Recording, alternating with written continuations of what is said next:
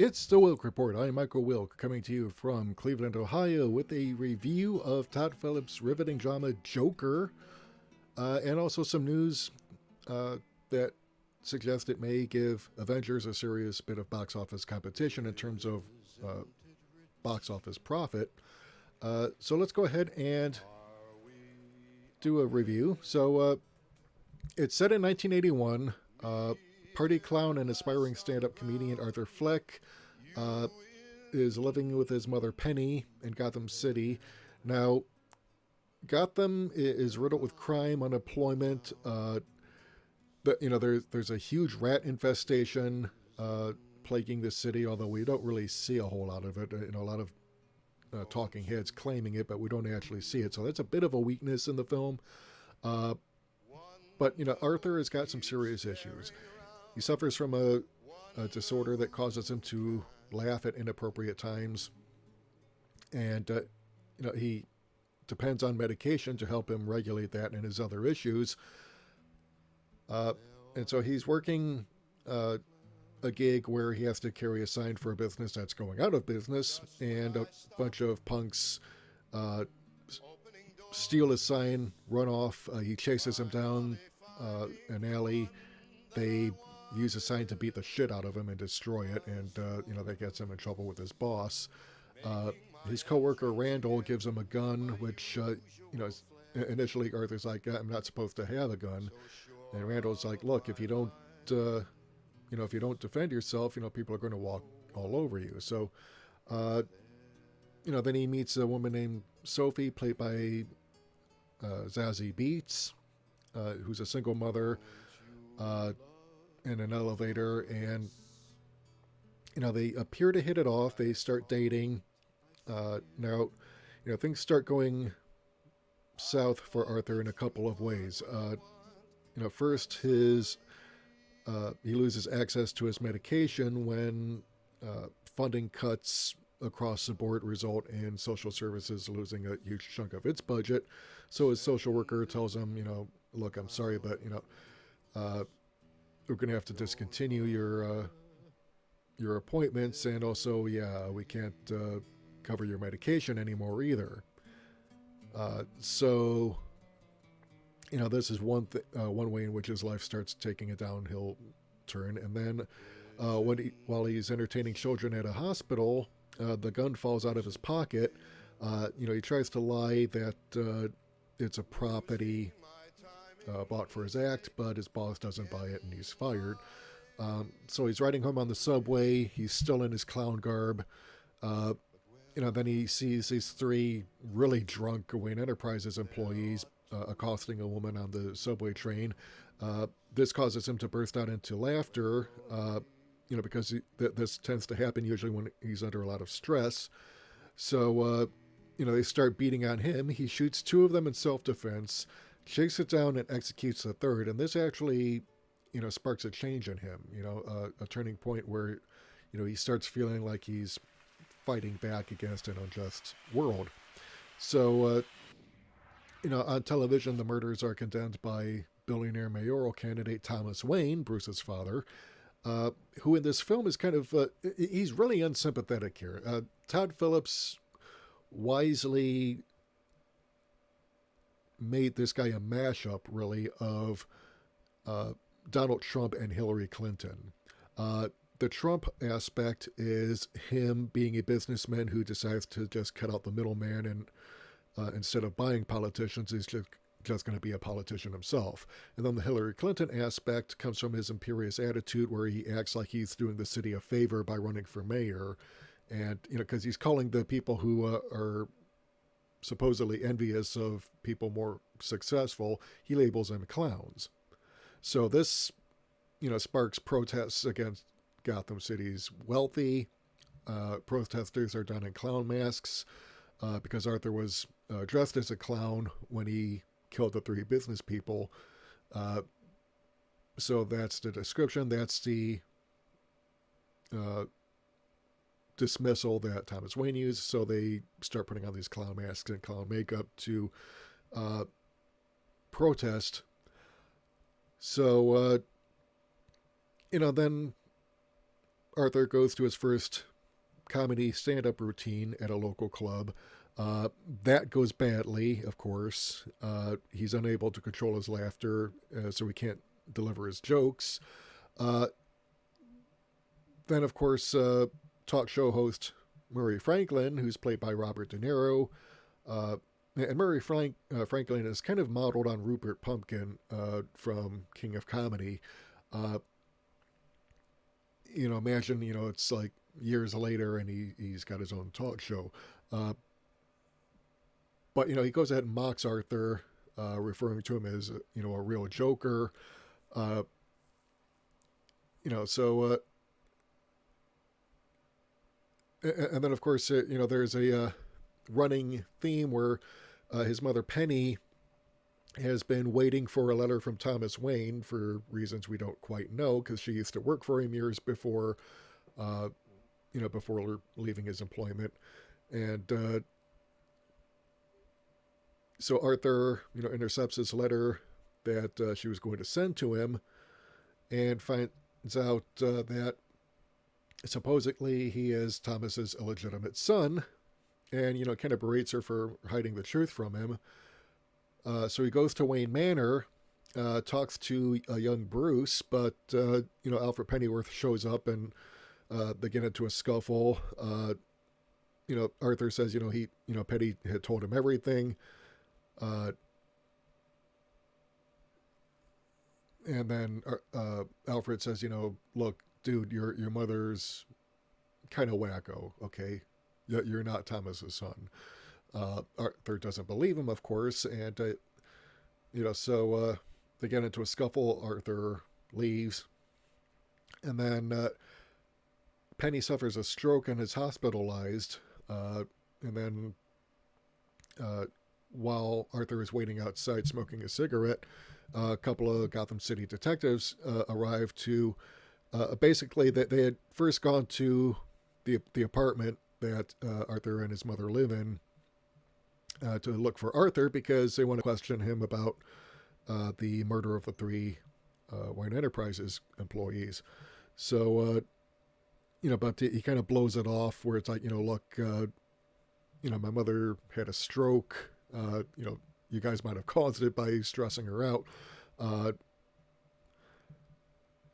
he basically is avoiding these guys, and then later on at a public movie event for a Charlie Chaplin movie, Arthur confronts Thomas Wayne in the bathroom, tells him that, he knows about, Penny told him everything, and Thomas Wayne is like, no, sorry, your mother is delusional. We never had an affair.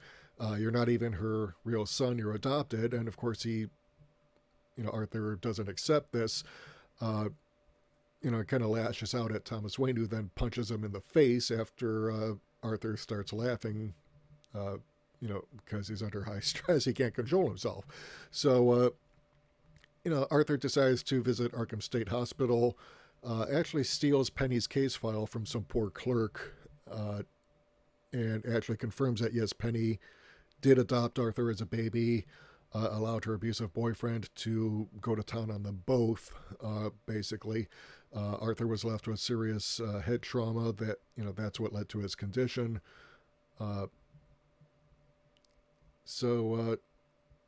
Penny's delusion caused her to claim that Thomas used his influence to fabricate the adoption and commit her to the asylum, but the evidence is pretty undeniable, when Arthur looks through the case file. So, that this basically shatters what's left of his sanity, and he goes to the hospital and confronts her and basically kills her.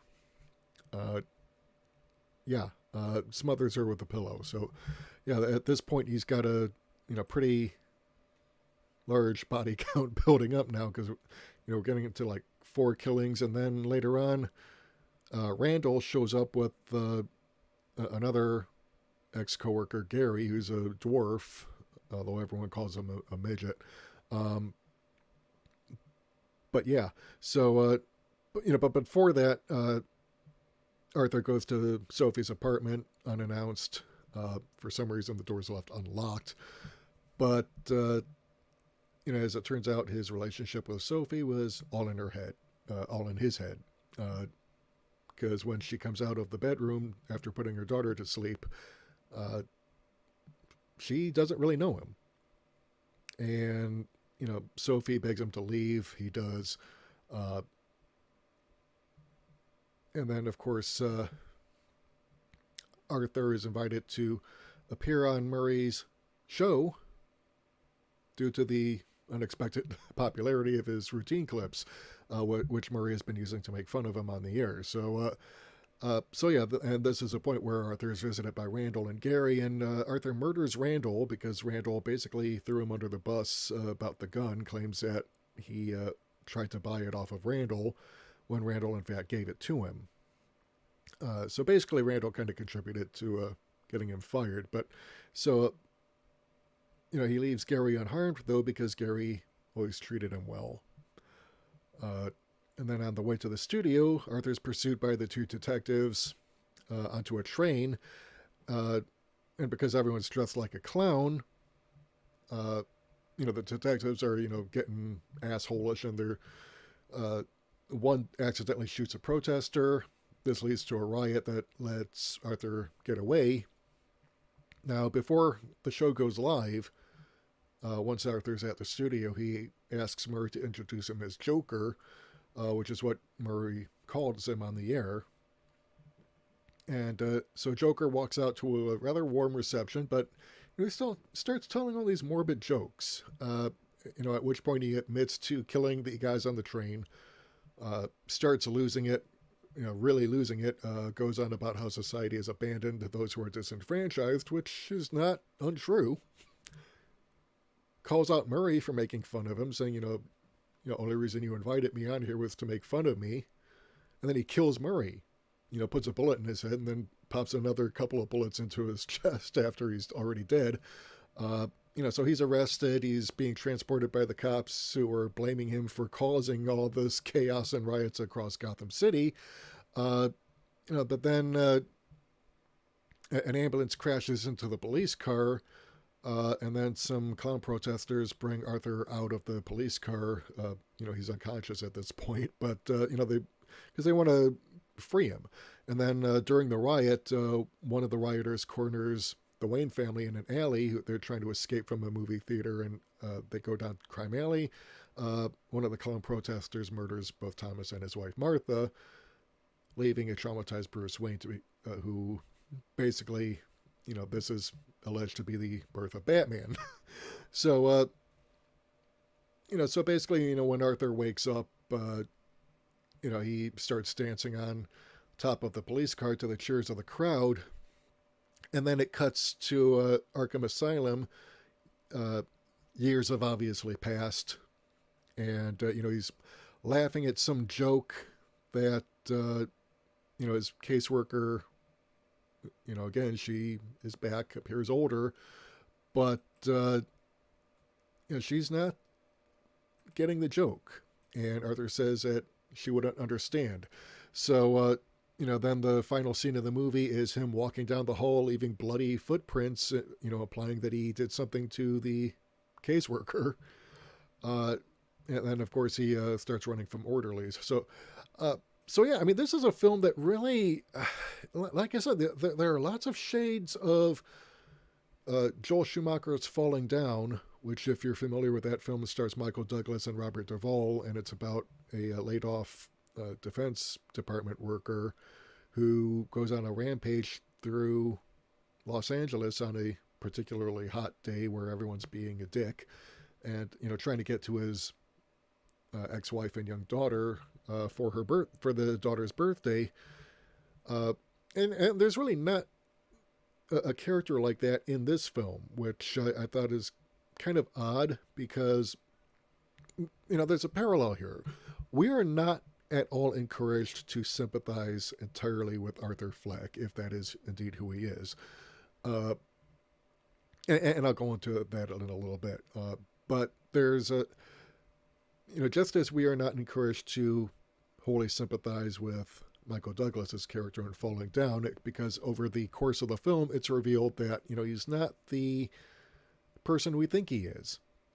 Because, a lot of what Michael Douglas does in Falling Down, there's a cathartic effect, getting revenge on all the assholes we encounter in our daily lives, but, we start peeling away the layers, find out he's got anger issues, his own mother's afraid of him, his anger issues caused him to get divorced by his wife, who left him and got custody of their daughter. And so,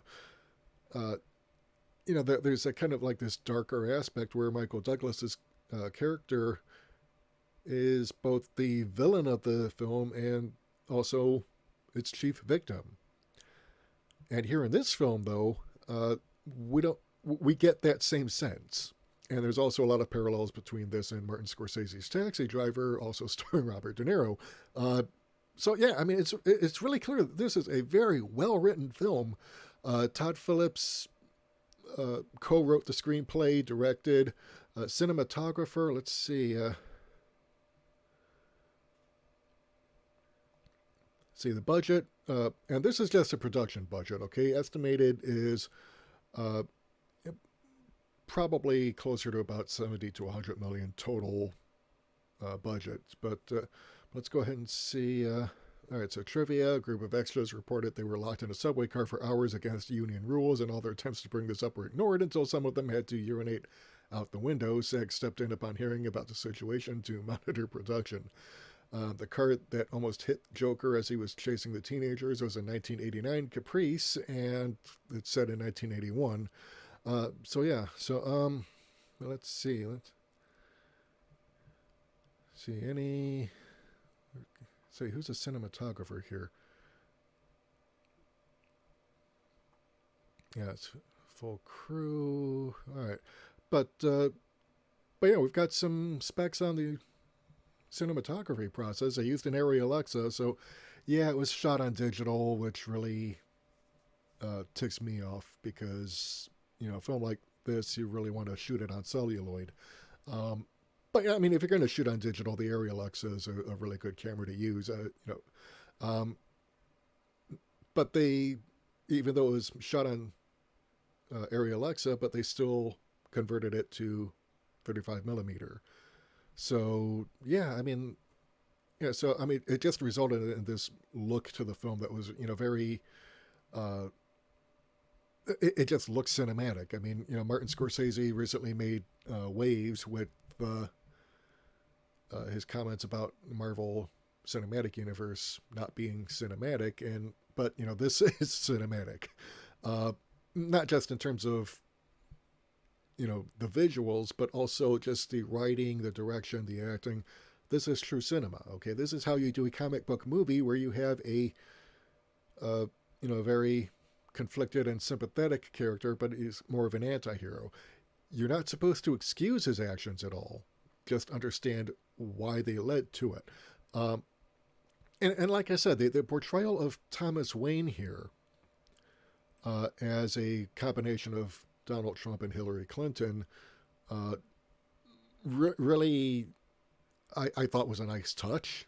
Although Arthur claims not to be motivated by politics, but he, by the end of the film, he clearly is lashing out at the society that fails to take care of people like him. People who are mentally ill and can't look after themselves, people who are forgotten, the poor, the disenfranchised, whom Thomas Wayne condescendingly refers to as clowns, that he's doing a favor for by running for public office. I mean, which is, kind of bullshit. And it's pointed out. There's this really tight screenplay. The pacing was awesome. It was a 2-hour movie. Unfortunately, the showing I went to in the afternoon got interrupted when the projector stopped right in the middle of the movie.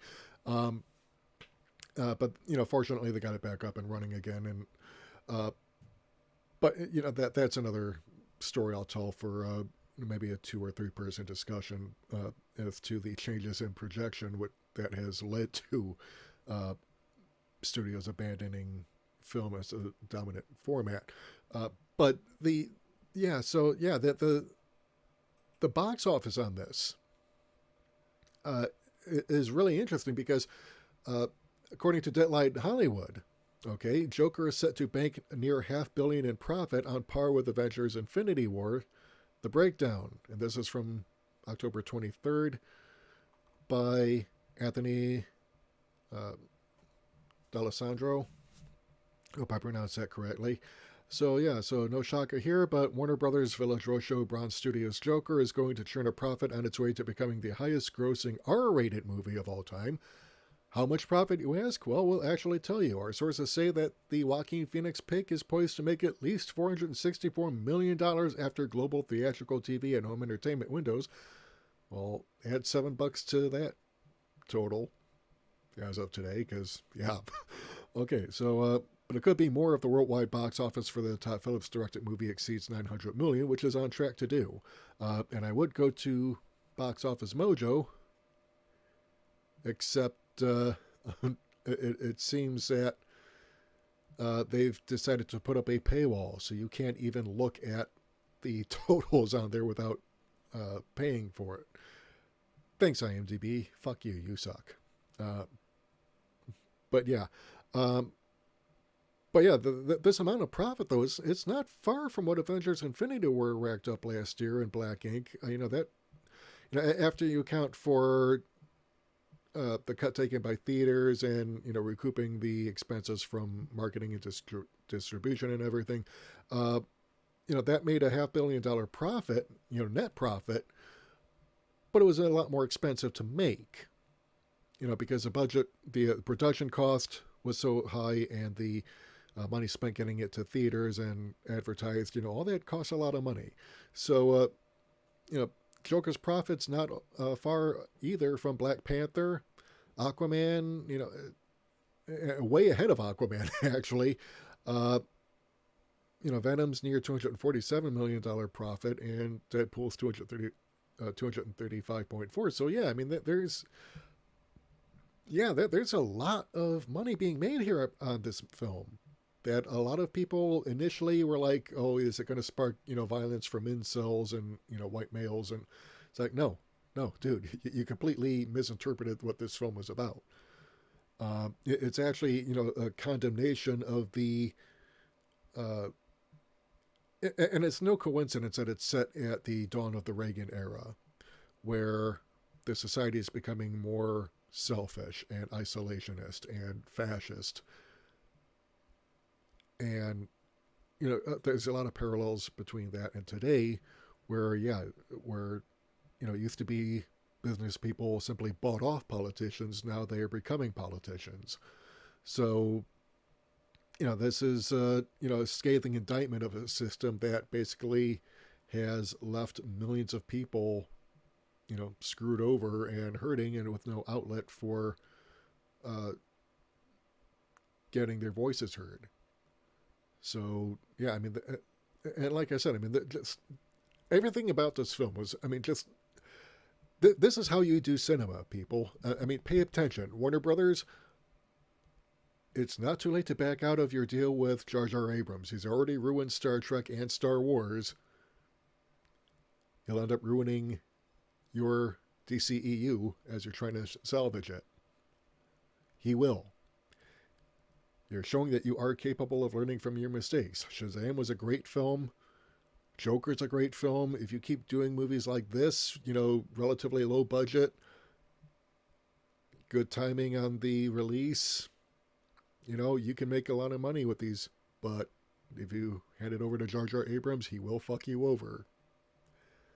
Just saying, he's done it before. So yeah, global theatrical rentals for Joker are figured at $421 million. DC brand having stumbled after Justice League, Joker continues to show the Burbank, California lot's resilience with its feature comic book brand after Aquaman, their highest grossing DC title ever at $1.15 billion, as well as its glass ceiling crasher, Wonder Woman at $821.8 million. And Joker is also beating out that movie, because even that only had a net profit of $252.9 million. So yeah, this could go to $900 million by the end of the fourth weekend. So yeah, uh, I mean, this is just completely awesome. I mean, so let's. But here, here's an interesting bit I want to highlight here. Okay, Joker, given its oppressive society tone, isn't expected to get a release in mainland China, meaning all of the pig's offshore territories have been released. Production costs after New York City tax credits were $70 million, though some say it's lower in the 60 millions. So basically it's estimated between 55 and 70 million production cost. Global P&A is at 120 million.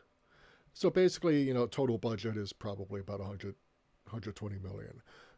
This is Warner Brothers. There's no way that they'd underspend on an anticipated award season blockbuster. It launched at the Venice Film Festival premiere.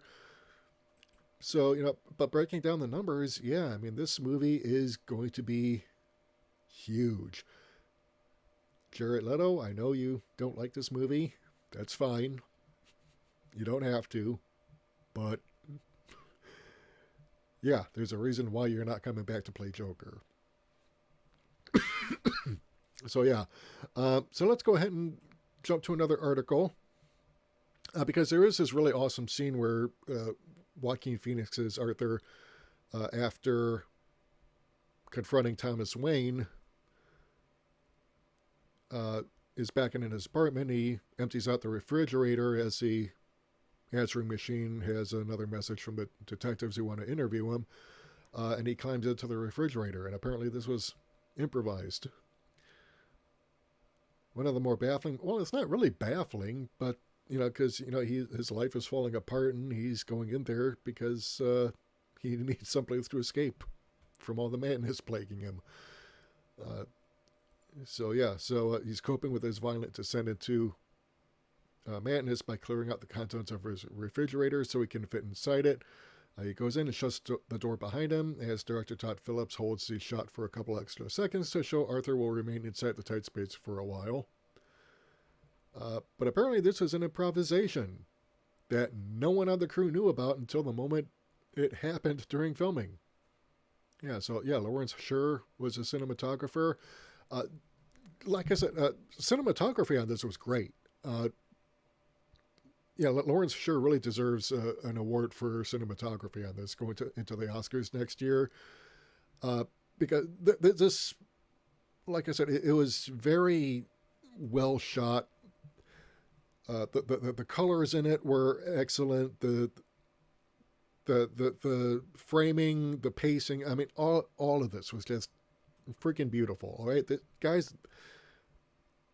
If you wanted an example of how to make a comic book based movie that is truly cinematic, that meets the Coppola Scorsese test, Joker is it.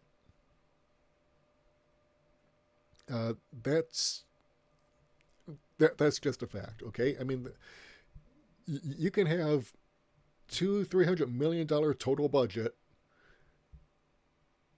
big name actors, CGI that's crappy and incomplete because you're trying to rush it to theaters, and all the big spectacle you want, but at the end of the day, it's all about the story. And if you don't pay attention to the story and tell a good one, your movie's going to fail. So, what happens to Sophie? This is according to BuzzFeed. Well, spoiler warning. Yeah, and I actually like this scene, actually. This is after Arthur has basically embraced his madness. But yeah, so, this is an early shot of it, early on in the film, where he supposedly starts dating Sophie, but as it turned out, it's all in his mind. So, they're not. And so Sophie, it turns out, according to Todd Phillips, and of course Lawrence Sher, he revealed in an interview with Film that Sophie and her daughter did in fact live. Joker is only killing people who have wronged him. Sophie did not wrong him. Actually didn't even really interact with him except maybe once on an elevator. So, but he's got nothing against her. So yeah, that if you were wondering about that.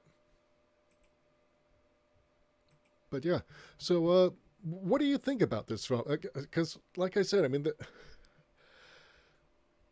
the in terms of net profit, again, this shows that you can actually make a very compelling story, a comic book based story that people will go to and watch because you actually are involved with the character, okay?